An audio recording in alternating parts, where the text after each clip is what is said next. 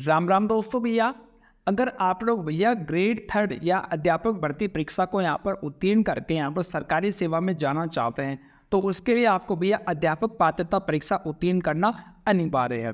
अब उसके लिए भैया आपको पता है यहाँ पर जो जनवरी फरवरी में उसकी परीक्षा जो प्रस्तावित है और उसके बाद में आपकी मुख्य परीक्षा होने वाली है। यानी कि अगर आप लोग भैया बिल्कुल फ्रेशर हैं, अगर आप L1 के हैं तो आपके पास में और कोई ऑप्शन नहीं है, आपको वो एग्ज़ाम देना है। L2 के हैं, बिल्कुल फ्रेशर है, पहले आपने यहाँ पर अचीव नहीं किया तो आप लोगों को एग्ज़ाम देना ही है। लेकिन जो अपने पिछले वाले भाई जिन्होंने पहले से पात्रता ले रखी है उनको यहाँ पर किसी प्रकार से घुसने की कोई आवश्यकता नहीं है। उनको अपना जो लेवल 2 का यानी जिसके मेंस होने वाली है भैया, उस मेंस का यहाँ पर सिलेबस के ऊपर अभी से तैयारी करना स्टार्ट कर देनी चाहिए। उनके लिए वीडियो बिल्कुल नहीं है। अब कुछ यहाँ पर लोग अपना समय खराब करने के लिए अगर रीट का जो प्री पेपर जिसको मैं बोल रहा हूँ या जो मैं टेट बोल रहा हूँ, इसके अंदर अगर फालतू में अपना टाइम इन्वेस्ट करते हैं या मैं उसको वेस्ट बोलूँगा तो वो उनकी सबसे बड़ी मूर्खता होने वाली है। एक बार मिल गई है आप लोगों को पात्रता, वो लाइफ टाइम रहने वाली है। जिसके पास पात्रता नहीं है उसको ये एग्ज़ाम सीरियसली लेकर यहाँ पर करना होगा भैया। देखिए दोस्तों, आपको पता है यार इस एग्ज़ाम में 5 आप लोगों के यहाँ पर टॉपिक्स डिवाइड होते हैं, जिसमें पहला आपका जैसे साइकोलॉजी हो गया, आपका लैंग्वेज फर्स्ट हो गया, लैंग्वेज सेकंड हो गया, और 2 पार्ट हैं जो 60 नंबर के, जो अगर आप SST के हैं तो SST के हो गया, साइंस का है तो साइंस और मैथ हो गया। इस प्रकार से अपने सिलेबस को यहाँ पर बांटा गया। सबसे पहले दोस्तों आप लोगों का टारगेट होना चाहिए 60% का, चाहे आप लोग किसी कैटेगरी के, अगर जनरल कैटेगरी के या अदर स्टेट के हैं तो फिर आप लोग ये 5% इसके अंदर एक्स्ट्रा ऐड कर दीजिएगा। इसके अलावा आप लोगों को यहाँ पर और कोई नौकरी मिलने वाली नहीं है, बस आपको यहाँ पर क्वालिफाई करना, इतना ही आप लोगों को ध्यान रखकर इसकी तैयारी करनी है। अब इसमें आपको पढ़ना क्या क्या है सबसे पहले, और जो बुक वगैरह वो भी मैं आपको बताने वाला हूँ। देखिए दोस्तों, सबसे पहले आप लोगों को यहाँ पर पढ़ना है जो आपके जो मुख्य परीक्षा होने वाली है उसमें जो सिलेबस आने वाला है ना, वो टॉपिक आपको सबसे पहले पढ़ने होंगे। क्यों?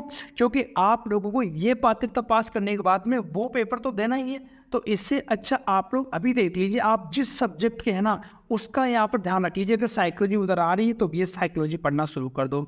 अगर साइंस और मैथ उधर आ रहा है, ये SST आ रहा है या हिंदी आ रहा है या इंग्लिश आ रहा है, ये जो आपकी लैंग्वेज है, अगर लैंग्वेज उधर आ रही है तो यहाँ पर उसी सब्जेक्ट में आपको सबसे ज़्यादा समय इन्वेस्ट करना है। ये समय आपको आगे चल के मदद करने वाला।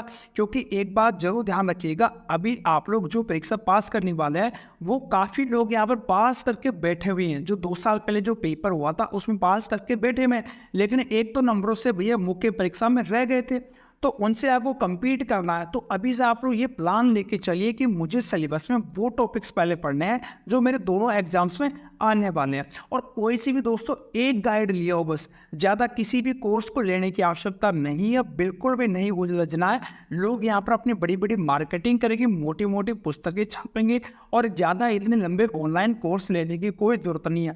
आप लोग एक किताब लियो बस, उसी को लगातार पढ़ते रहो, उसमें जो टॉपिक आपके मैथ्स में आ रहा है उनको बारंबार पढ़ते रहो बस। और जो सब्जेक्ट वाले हैं ना भैया, वो मोस्टली यहाँ पर 6ठी से 10वीं तक की जो किताबें अपने जो यहाँ पर चल रही है, NCERT की चल रही है, तो वो बेटर, सबसे बढ़िया। उसके अलावा जो पहले अपने 19 में जो किताबें चल रही थी वो भी बढ़िया बुक्स है। उनमें आपको सारा नहीं पढ़ना, जो आपका टॉपिक दे रखा है, जो लेसन दे रखा है, जैसे मान लीजिए साइंस वालों को प्रकाश दे रखा है तो प्रकाश में जो 5 टॉपिक दे रखे हैं या जो 4 टॉपिक दे रहे हैं उन्हीं को पढ़ना है बस। पूरे पार्ट को आपको पढ़ने की आवश्यकता नहीं है। ऐसे करके अगर आपके पास में समय रहता है, वैसे इतना भी समय है नहीं कि आप लोग अलग से यहाँ पर नोट्स बना सके, लेकिन आप कुछ ऐसी व्यवस्था कीजिएगा ताकि मैं आपको एग्जाम से पहले या जो कैंडिडेट है वो एग्जाम से पहले बेस का रिवीजन कर सके दोस्तों। तो ये कुछ यहाँ पर तरीका है आप लोगों को सक्सेस होने का या पेपर को अच्छे से यहाँ पर क्लियर करने का। और बाकी का आप लोगों के यहाँ पर चाहे कितनी बड़ी क्लासेस ले लीजिए, वो आप लोगों का टाइम वेस्ट होने वाला। हाँ, अगर आप लोग किसी चीज़ की तरफ वाकई में कमज़ोर है, जैसे कोई मैथ में कमज़ोर है या किसी इंग्लिश लैंग्वेज में कमज़ोर है या कोई साइकोलॉजी को टॉपिक समझ में नहीं आ रहा, तो यूट्यूब के ऊपर यार वो टॉपिक डाल दो और उसको पढ़ लो बस। बाकी खता पढ़ने की क्या जरूरत है आप लोगों को।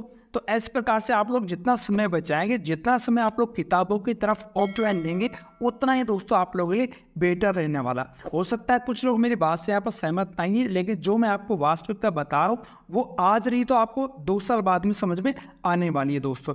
तो अगर आपको जानकारी थोड़ी सी पसंद आई तो वीडियो को लाइक कर दीजिएगा। कोई भी सवाल है नीचे मुझे कमेंट में पूछिएगा। और आज के लिए इतना ही, धन्यवाद। राम राम सा।